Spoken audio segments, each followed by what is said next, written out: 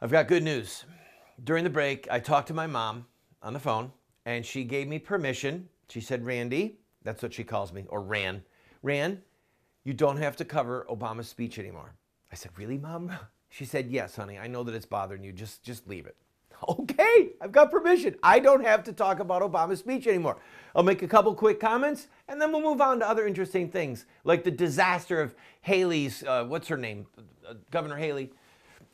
Anyway, so just a couple quick comments on Obama's speech, then we'll move on. When he walked in, there was very little applause. When he stood up, and Ryan said, ladies and gentlemen, the President of the United States, it was super short. And there was very little crowd interruption applause. And when it was very not sustained. And one of the commentators I watched said, well, it's just because there's so fewer Democrats here.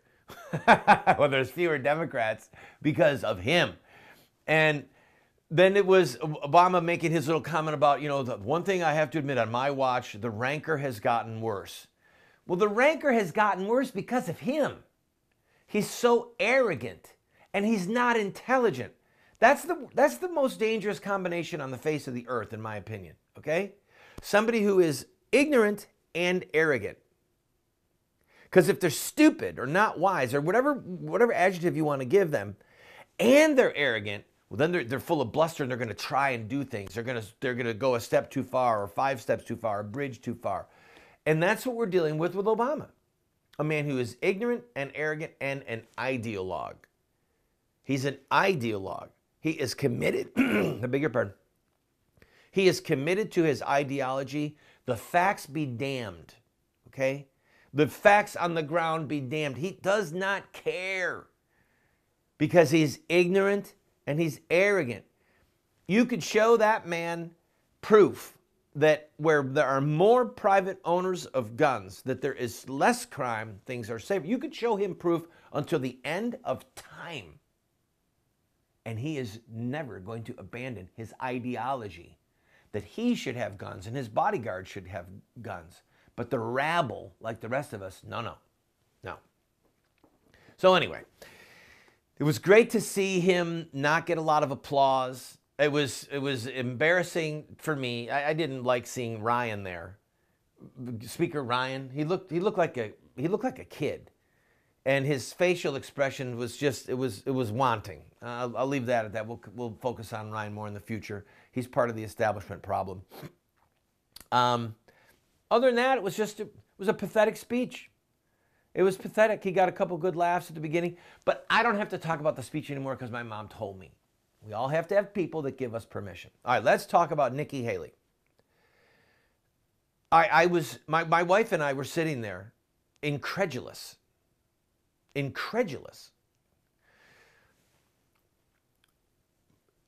You have to have the wisdom to go with your gut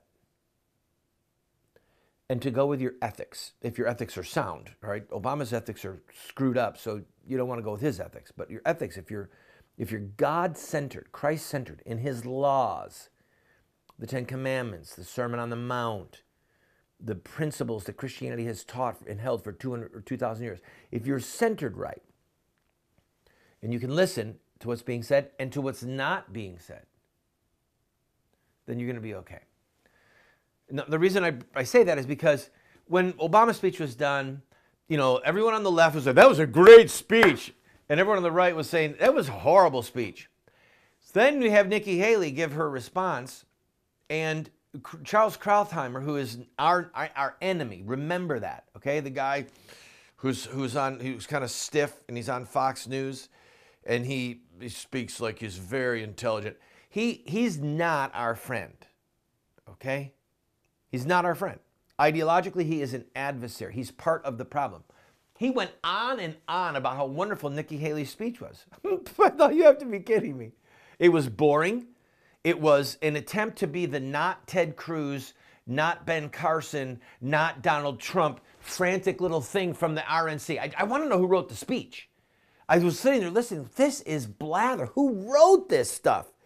This is something from 4 years ago, 8 years ago. The Republicans are inclusive. The Republicans want to get along.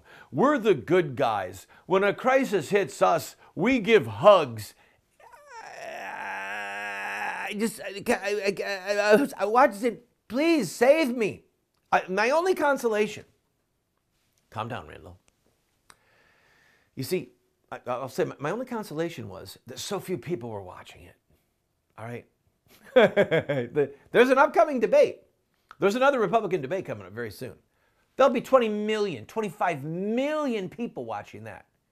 And there were very few people watching Nikki Haley. Thank goodness.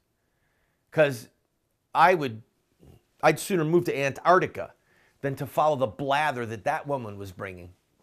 All right, I have to take a break. The clock shows no mercy. But Mom, I thank you for telling me I don't have to talk about President Obama's speech anymore. He's a bad man.